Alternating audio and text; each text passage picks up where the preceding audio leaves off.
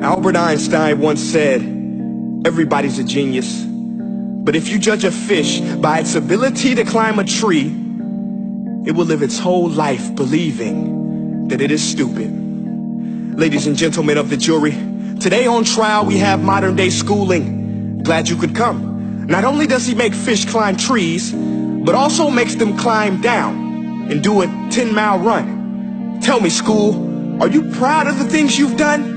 Turning millions of people into robots, do you find that fun? Do you realize how many kids relate to that fish swimming upstream in class, never finding their gifts, thinking they are stupid, believing they are useless? Well, the time has come, no more excuses. I call school to the stand and accuse him of killing creativity, individuality, and being intellectually abusive. He's an ancient institution that has outlived his usage. So, Your Honor, this concludes my opening statement, and if I may present the evidence of my case, I will prove it. Proceed. Exhibit A. Here's a modern day phone. Recognize it? Here's a phone from 150 years ago. Big difference, right? Stay with me. Here's a car from today, and here's a car from 150 years ago. Big difference, right? Well, get this. Here's a classroom of today, and here's a class we used 150 years ago. Now ain't that a shame? In literally more than a century, nothing has changed. Yet you claim to prepare students for the future? But with evidence like that, I must ask, do you prepare students for the future or the past? I did a background check on you and let the record show that you were made to train people to work in factories, which explains why you put students in straight rows, nice and neat, tell them sit still, raise your hand if you want to speak, give them a short break to eat, and for 8 hours a day tell them what to think. Oh, and make them compete to get an A letter which determines product quality, hence grade A of meat. I get it. Back then times were different. We all have a past. I myself am no Gandhi. But today we don't need to make robot zombies. The world has progressed. And now we need people who think creatively, innovatively, critically, independently, with the ability to connect. See, every scientist will tell you that no two brains are the same. And every parent with 2 or more children will confirm that claim. So please explain why you treat students like cookie cutter frames or snapback hats, giving them this one-size-fits-all crap. Watch your language. Sorry, Your Honor, but if a doctor prescribed the exact same medicine to all of his patients, the results will be tragic. So many people will get sick, yet when it comes to school, this is exactly what happens. This educational malpractice, where one teacher stands in front of 20 kids, each one having different strengths, different needs, different gifts, different dreams, and you teach the same thing the same way? That's horrific.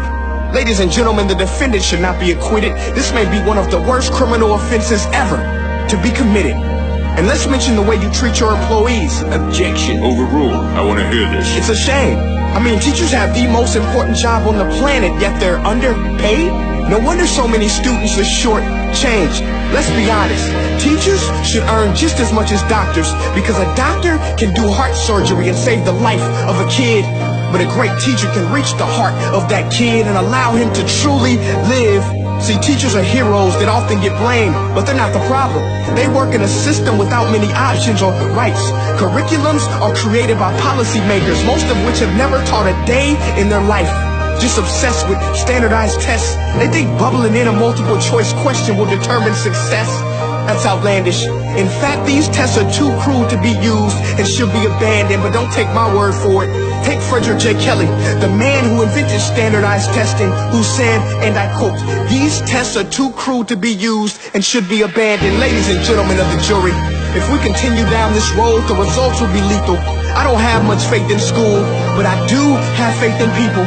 And if we can customize healthcare, cars, and Facebook pages, then it is our duty to do the same for education, to upgrade and change and do away with school spirit, because that's useless unless we're working to bring the spirit out of each and every student. That should be our task. No more Common Core. Instead, let's reach the core of every heart in every class. Sure, math is important, but no more than art or dance. Let's give every gift an equal chance. I know this sounds like a dream, but countries like Finland are doing impressive things. They have shorter school days, teachers make a decent wage, homework is non-existent, and they focus on collaboration instead of competition. But here's the kicker, boys and girls. Their educational system outperforms every other country in the world. Other places like Singapore are succeeding rapidly. Schools like Montessori, programs like Khan Academy. There is no single solution, but let's get moving. Because while students may be 20% of our population, they are 100% of our future.